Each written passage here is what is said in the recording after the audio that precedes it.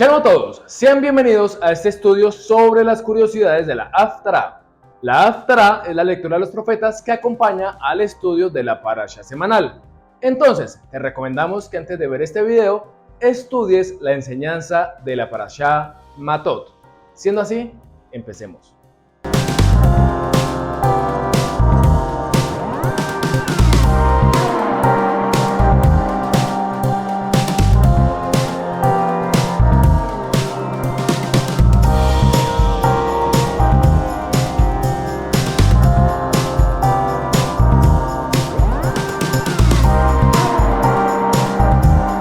La Haftará de esta semana se encuentra en el libro de Jeremías desde el capítulo 1, verso 1 hasta el capítulo 2, verso 3. El capítulo 1 de Jeremías lo hemos leído y estudiado por muchos años. Este es un excelente capítulo donde vemos el llamamiento del profeta cuando éste es muy joven. De este capítulo hemos visto innumerables enseñanzas que manifiestan claramente que Elohim escoge a quien él quiere para llevar su mensaje, su palabra. Este capítulo es usado para dar valentía a los jóvenes de no rendirse ante el mundo. Todas las enseñanzas, por supuesto, que están perfectamente enfocadas. Pero hoy vamos a estudiar un poco más a fondo la vida del profeta Jeremías y el porqué de su temor a la hora de su llamamiento. Saca tu Biblia y estudiemos verso por verso esta maravillosa historia. Los primeros dos versos del primer capítulo de Jeremías nos dicen de quién era hijo el profeta y bajo qué reino se encontraba. Leamos la palabra de Jeremías, hijo de Hilcías, de los sacerdotes que estuvieron en Anatot, en tierra de Benjamín. Palabra de Yahvé que le vino en los días de Josías, hijo de Amón, rey de Yehuda, en el año 13º de su reinado. Empezaremos resaltando que el profeta Jeremías era de la tribu de Leví, es decir, de la tribu sacerdotal, ya que era hijo de un Cohen, de un sacerdote. Y también vemos que Elohim le empezó a hablar en el año 13º del reinado del rey Josías, según el segundo libro de Reyes y el segundo libro de Crónicas. Este rey empezó a reinar desde los 8 años. Ahora sumemos 8 más 13 y esto nos da 21. 21 años tenía el rey de Israel cuando Elohim llamó a Jeremías. Ahora nos queda descubrir quién era Hilcías. ¿Fue un sacerdote importante? La escritura misma nos revela quién fue este Cohen. En el segundo libro de Reyes, capítulo 22, verso 3, dice lo siguiente: a los 18 años del rey Josías. Antes de continuar leyendo, debemos hacer una aclaración, porque cuando leemos a los 18 años del rey Josías, podemos pensar que el rey tenía entonces 18 años. Pero no es así. Aquí debía traducirse a los 18 años del reinado del rey Josías.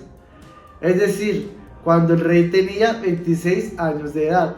Esto tiene sustento con otra escritura. Por ejemplo, en el segundo libro de Crónicas, capítulo 34, verso 8, dice: a los 18 años de su reinado. Y vuelve y se confirma en segunda de Crónicas 35, 19. Esta Pascua se celebró en el año 18 del reinado Josías. Esta información la vamos a usar más adelante en este mismo estudio. Por eso era necesario esta aclaración. Antes de continuar la lectura, dice el libro de Reyes: a los 18 años del reinado del rey Josías, envió el rey Asafán, hijo de Azalía, hijo de Mesulam, escriba a la casa de Yahvé, diciendo: ve al sumo sacerdote Hilcías y dile que recoja el dinero que han traído a la casa de Yahvé, que han recogido del pueblo los guardianes de la puerta. Aquí vemos que Hilcías era el sumo sacerdote de aquellos tiempos, es decir, que el profeta Jeremías únicamente no era un levita y ya, sino que tenía linaje de sumo sacerdote. Su papá era la máxima autoridad espiritual de aquellos tiempos. Por si nos quedan dudas si realmente este Hilcías es el mismo que habla el libro de Jeremías, aquí tenemos una referencia más. Cuando el rey de Egipto hiere de muerte al rey Josías, sus siervos lo sacaron de aquel carro y lo pusieron en otro carro para llevarlo a Jerusalén, donde murió. Josías fue sepultado en los sepulcros de sus padres, y todo Judá y Jerusalén hicieron duelo por él. En memoria de Josías, el profeta Jeremías compuso un lamento fúnebre, el cual se halla escrito en el libro de los lamentos. Y hasta el día de hoy todos los cantores y cantoras recitan este lamento por Josías, que fue adoptado en Israel como el lamento oficial. Estas son referencias muy claras sobre el linaje sacerdotal del profeta y de su lucha en contra del pueblo rebelde y un sistema corrupto. Retomemos los tiempos del llamamiento del profeta.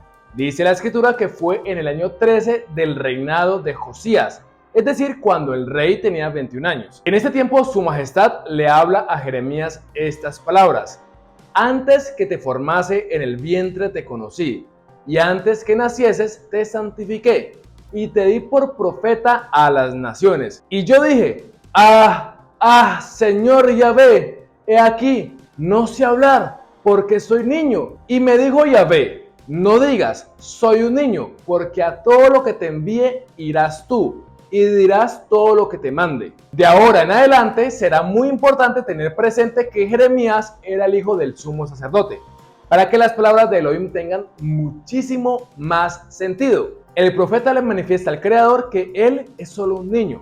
En otras versiones dice un joven. Pero para poder entender esto a mayor profundidad es necesario estudiar la palabra hebrea de la semana con el More Hagel. Adelante, More. Muchas gracias, Hagel. La palabra que en las Biblias en castellano aparece como niño o como joven, en hebreo es Naar. Esta palabra, además de traducir niño o joven, también traduce sirviente, criado, pequeño, servidor o siervo.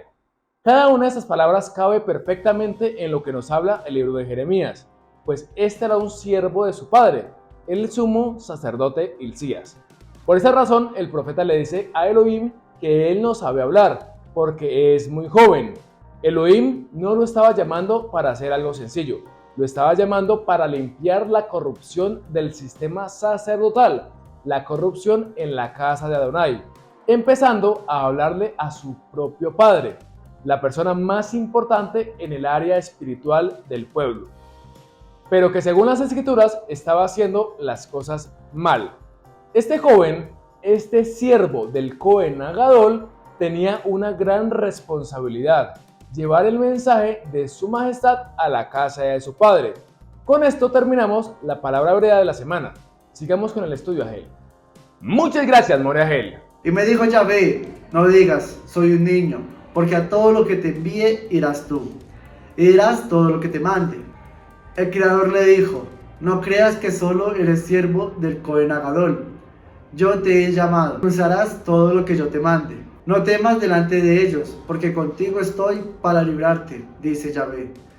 El profeta tenía todas las razones para temer, pero Elohim le estaba dando su apoyo para esta gran misión. Y extendió Yahvé su mano y tocó mi boca, y me dijo Yahvé, he aquí he puesto mis palabras en tu boca. Mira que te he puesto en este día sobre naciones y sobre reinos, para arrancar y destruir, para arruinar y para derribar, para edificar y para plantar. Elohim lo puso con una misión: arrancar y destruir, arrancar y derribar, y luego edificar y plantar. Elohim le da autoridad para restablecer el orden de las cosas y le confirma su llamado en este verso tan hermoso. La palabra de Yahvé vino a mí diciendo, ¿qué ves, Jeremías? Y dije, veo una vara de almendro. Una vara de almendro, ¿le suena familiar? Recordemos que la vara del sumo sacerdote Aarón reverdeció y brotaron de ellas flores y almendras, estableciendo así la elección de Elohim sobre Aarón. Ahora que sabemos que el profeta Jeremías tenía el linaje de sumo sacerdote, podemos entender que Elohim estaba diciendo, así como elegí a Aarón, así te elijo a ti. Recordemos que todo esto pasó en el año 13 del reinado de Josías, y no fue hasta el año 18 del reinado de Josías que fue encontrada la Torá de Moshe en el templo, y este empieza a hacer las reformas correspondientes. Es decir, 5 años después de que Elohim llamara a Jeremías. Miremos cuáles fueron estas reformas que se hicieron. Entonces mandó el rey al sumo sacerdote Hilcías, a los sacerdotes de segundo orden y a los guardianes de la puerta, que sacasen del templo de Yahvé todos los utensilios que habían sido hechos para Baal, para Acera y para todo el ejército de los cielos, y los quemó fuera de Jerusalén en el campo de Cedrón, e hizo llevar las cenizas de ellos a Betel, y quitó a los sacerdotes idólatras que habían puesto los reyes de Judá para que quemasen incienso en los lugares altos en las ciudades de Judá y en los alrededores de Jerusalén, y asimismo a los que quemaban incienso a Baal, al sol y a la luna, y a los signos del zodiaco, y a todo el ejército de los cielos. Hizo también sacar la imagen de Acera fuera de la casa de Yahvé, fuera de Jerusalén, al valle de Cedrón, y la quemó en el valle de Cedrón, y la convirtió en polvo, y echó el polvo sobre los sepulcros de los hijos del pueblo. Además, derribó los lugares de prostitución idolátrica que estaban en la casa de Yahvé, en los cuales tejían las mujeres tiendas para Acera, e hizo venir a todos los sacerdotes de las ciudades de Judá, y profanó los lugares altos donde los sacerdotes quemaban incienso, desde Geba hasta Beersheba, y derribó los altares de las puertas que estaban en la entrada de la puerta de Josué, gobernador de la ciudad, que estaban a la mano izquierda a la puerta de la ciudad. Pero los sacerdotes de los lugares altos no subían al altar de Yahvé en Jerusalén, sino que comían panes sin levadura entre sus hermanos. Asimismo profanó a Tofet, que está en el valle del hijo de Hinnom, para que ninguno pasase su hijo o su hija por fuego a Moloc. Quitó también los caballos que los reyes de Judá habían dedicado al sol a la entrada del templo de Yahvé, junto a la cámara de Natán Melec, eunuco, el cual tenía a su cargo los ejidos, y quemó al fuego los carros del sol.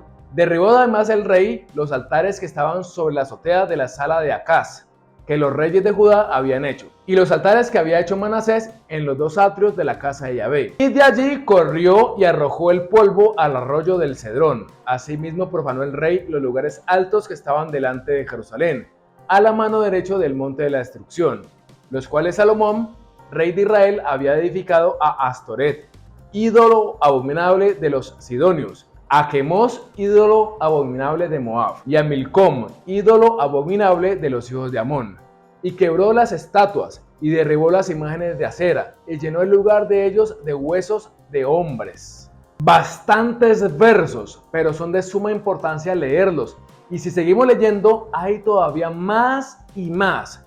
Lo peor es que se hizo 5 años más tarde del llamamiento del profeta Jeremías. ¿Qué podemos entender con esto? Que 5 años atrás, todos estos altares, todas estas estatuas, todos estos ídolos estaban dentro del templo sagrado de Elohim.